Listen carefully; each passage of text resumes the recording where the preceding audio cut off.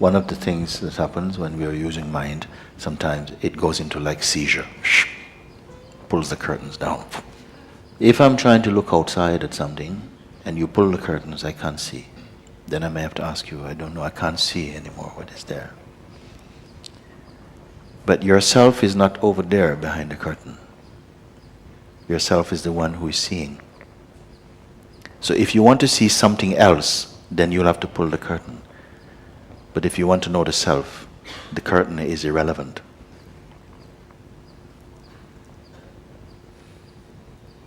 The mind is trying to fix you to see objects. It will even create an object out of silence or space or the self or enlightenment. It will put something and you're looking and using imagination. But the self is imageless. It is imageless. So therefore, when a blank comes, I say, don't panic. You are that which is observing the blank. Don't think that the blank is blocking something that's of value. The blank is just a kind of bluff. It's just a bluff from the mind itself. You understand what bluff is? It's just a trick. Ha ha ha ha. Okay? But that's just an effect also. A blank is just an effect. Then the mind is going, okay, now you have to wait until I'm ready to show you. But then you see, but this is just an effect. I am the one seeing. It is so obvious. We are missing the obvious. You are the seer. The question, can the seer be seen? And then the mind is showing you objects. Oh, look, the seer. No, it's not this. What about this? No, it's not that. What about blank? No, it's not that. Yeah? So something knows it's not going to be anything that can be discerned. It's not a feeling. It's not a beautiful image. It's not anything that you can see or have seen before. You have never seen the self. You have never seen the self, not phenomenally. You are the self. I gave the example, like a knife can cut so many things, but it cannot cut itself because it is one unit, one whole. Or the eyes can see so many things, but they can't see themselves. They can't do it because it is one thing. Or a scale that can weigh so many objects, but it cannot weigh itself. You are the self. You cannot see yourself. You can only see from yourself. It was St. Francis, I think he says, no? What you're looking for is already where you're looking from. We are that. But out of training with the mind is always trained, it's the instrument for tasting variety and interpretation and so on. So we are trying to use the mind, which needs something to look at, something to compare, to find that which has no form, has no weight, has no texture. That which perceives even perceiving, sees even seeing, but itself cannot be seen because it is beyond all forms, all names, all quality. But because we believe in our psyche that we are a person, that we are a thing, that we are an object, although intellectually, mentally we are saying, I know I am the absolute, but it has no power because your body language gives you away that you think you are an object. Someone steps on your foot. Hey, you stepped on me. Isn't that you on your foot? Like this. And so this is why I say something is hidden behind the intellect. Intellect is not enough. It was never enough. This is why we say, I understand it intellectually means I don't understand it. I don't really understand it. No, it's not my experience. It's just, I learned this. This is what I say. So nothing is wrong with you. Just we are paying attention to an effect that is in the mind, because we give the mind a lot of authority, a lot of importance, and so it appears as though the mind will one day cooperate. But no, it won't. The mind one day is going to give you a holiday. Look, I've troubled you for so long. I will stay here, look after the house, you go away and have a holiday. No, it's not going to happen. You want a holiday from the mind, you stay as yourself. This is what happened. So this thing I'm pointing out, it is the recognition of the obvious. Blank means nothing. Now my mind is really angry. So what? So what? Let it be angry. What can it do? It can only do something if you keep on being mesmerized by it. Some people, I see them like, don't upset my mind. Don't upset my mind. It's like, if he wakes up, what to do? The thing is, the sensation is like when I'm resting in awareness, it keeps on, the pressure keeps on kind of increasing. It gets to a certain point where it's just kind of uncomfortable, and it's like I can't. It just kind of distracts me. You can change resting in awareness to resting as awareness. It's a difference. If you're resting in awareness, it's like two things. Like we're sitting in this room. So it's room and us, two things. When you're resting as awareness, you are awareness itself. And when you are awareness, the effects arising in consciousness, mind and body are just apparent. They're playing. Even the effect of the body. Just like some people, they can lose their hand, but they will still eat with the other hand. Well, your hand is bad. Don't worry about it. Well, they can't say don't worry about it. Okay? And some people will call off work sick for the whole day because they broke their fingernail or something. Okay? This is the extent to which we give importance to your body. And when you are the self, somehow you are aware of the body, of the mind, of the process of feelings and all of that. Something allows them to dance, knowing you are not that. It may not sound very good to your mind, but in the experience of it, it's so beautiful. It's okay, you're at peace. It doesn't mean that somehow something is really, your leg is injured and bleeding and you don't pay attention. No, you give it the attention that's needed. But no more than this. Something is, you're not so pulled off center by these effects. So at the moment, what's happening is that there's a relationship with the mind, and it's almost as though the mind now has become like a separate entity. So that it says, if you do that, I'm going to punish you. Look, whoa. Okay, I won't go there. Okay, I won't. Like this. So with it like this, I say, oh no, let it do. Let this body blow up.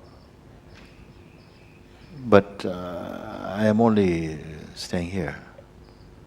Let it do whatever it's going to do. Ramana Maharshi, when he was 16 years old, I think he was visiting his uncle's place, and he had a panic attack, and he felt, I'm going to die. He was certain in his heart, I'm going to die. And so he felt, okay, nobody was there to call, and he felt, okay, I'm going to just cooperate with this. And he lied down like a corpse and waited for death to come. He says, if it's going to happen, I don't want to miss it. I want to watch what happens. Okay, surrender to the experience. And he could feel something moving like, oh, here it comes. But it never came. What instead happened was that a powerful conviction became apparent that, but something here cannot die. The body might go, but there is something that just announced itself so powerfully that for the rest of his earthly existence, he could never forget it. There is something here that is beyond the body's reach. It is deathless. This is a mortal body, but an immortal being moves in it. And this challenge of the human experience is to discover that I am that. Not believe only, but to know irrefutably, I am that. Then all your sorrows are over.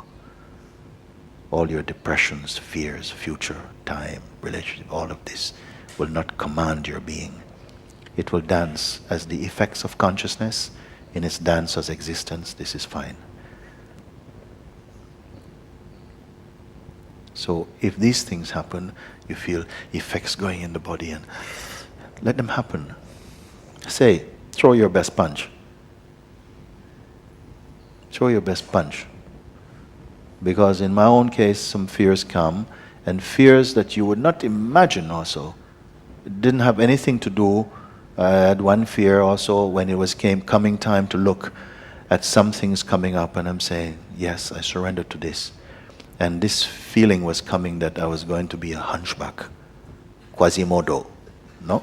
Now, I said before, there's nothing in my culture about Quasimodo.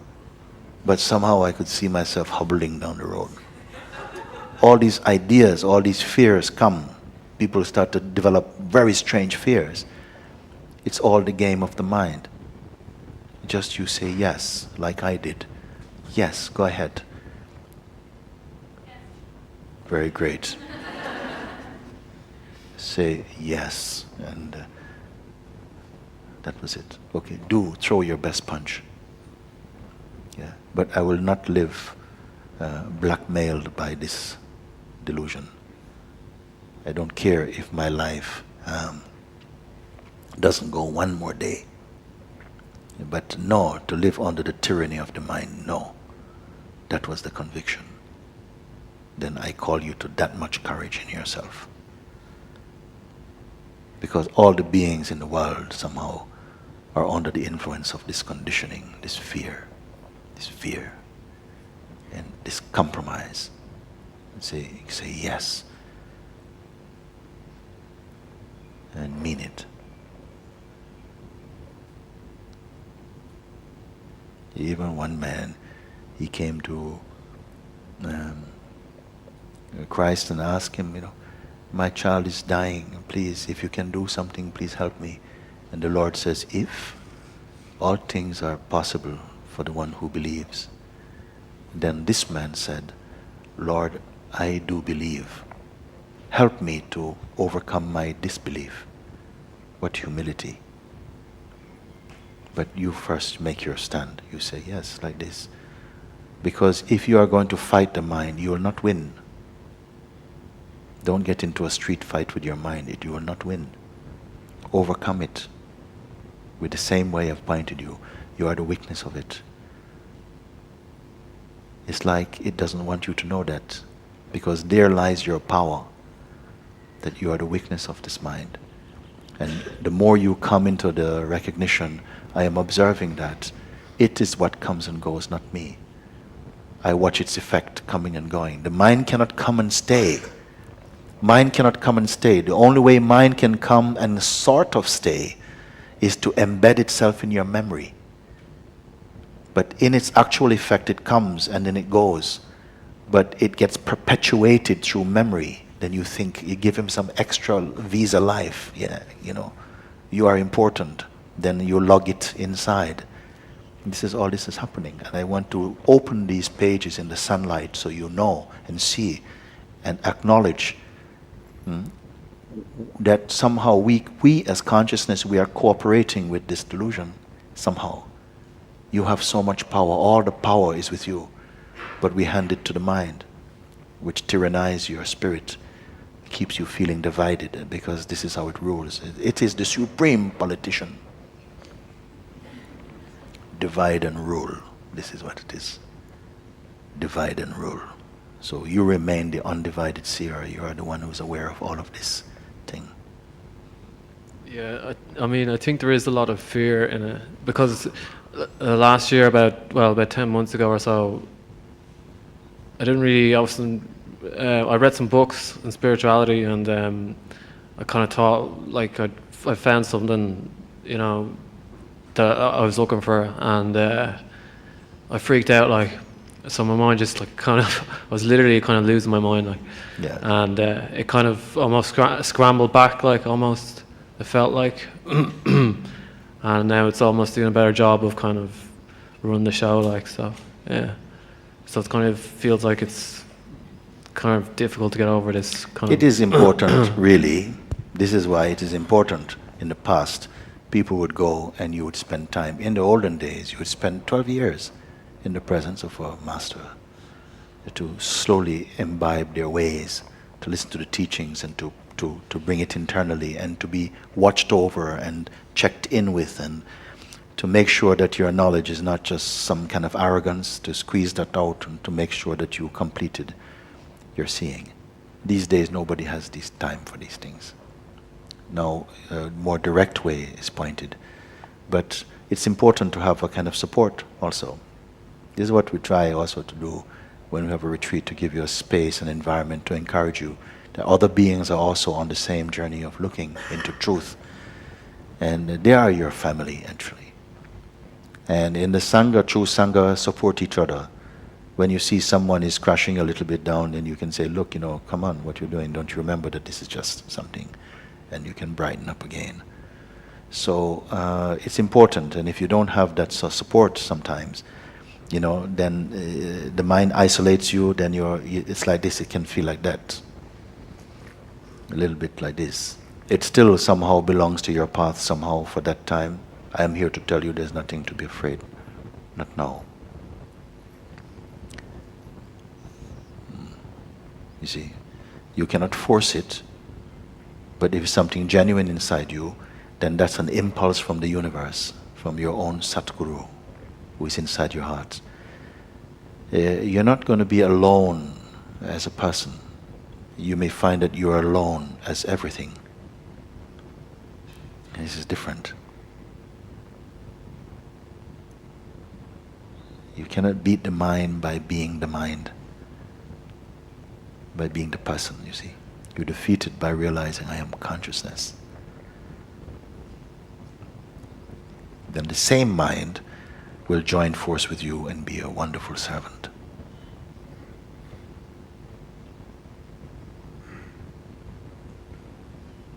This, what you are speaking now, is really the reason why so many people over the ages come to this point, they turn back.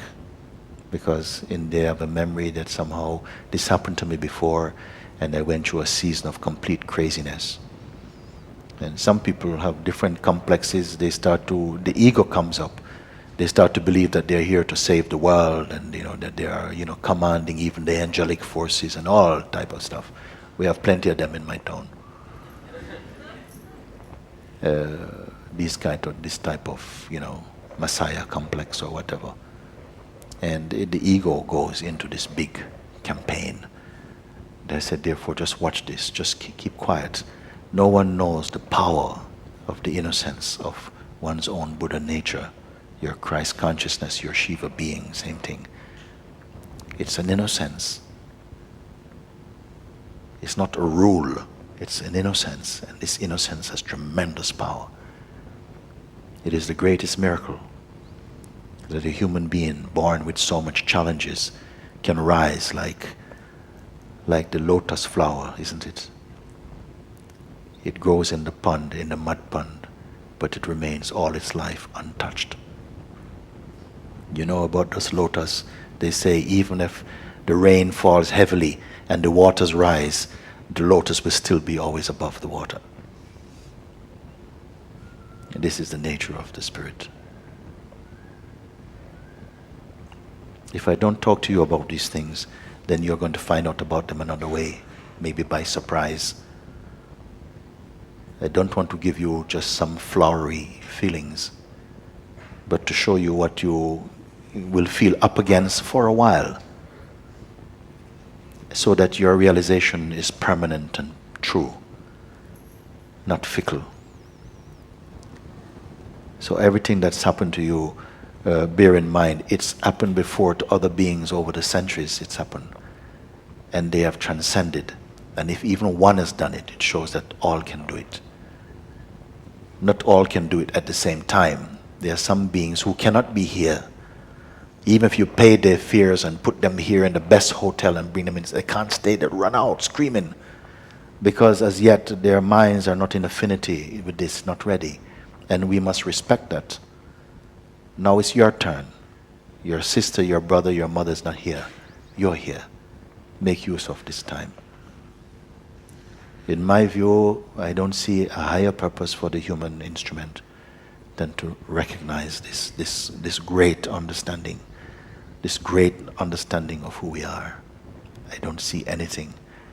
Myself, I cannot say that I lived a boring life, but nothing can compare to having come to that recognition of the truth we are. Out of that truth, that love which I found, somehow the energy has come to continuously put in front of you, remind you, look, don't keep going there, look here, spend a moment here, give full attention to yourself just for this moment.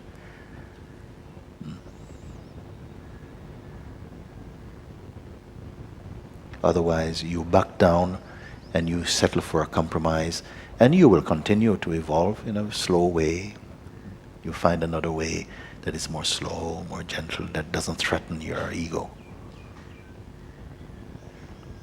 Find a way that doesn't threaten your ego.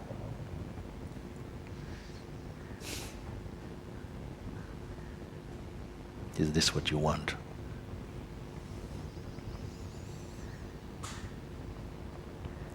Yours is a mighty being.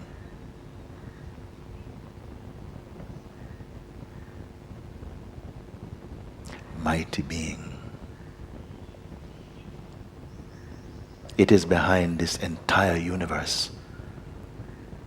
What we are is not different from that which gives life and expression to this entire universe.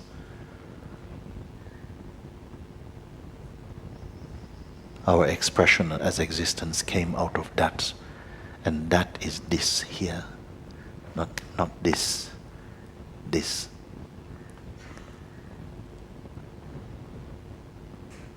Mind can only offer you a version, a portrait, a portrayal of this. But the portrait is not you.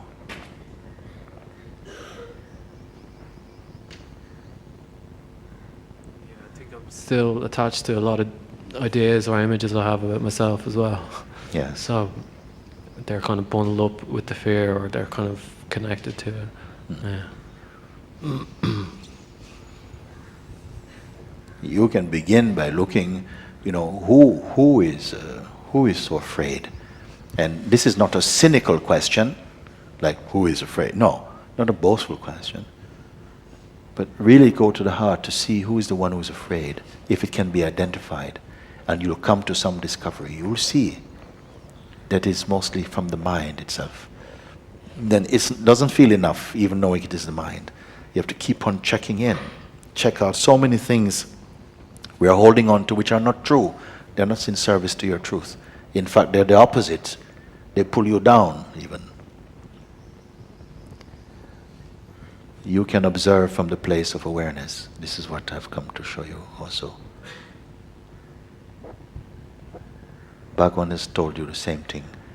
My master has told me the same thing, pointed it out. Some will get it, some will not get it. Simple. But the mind is building something else,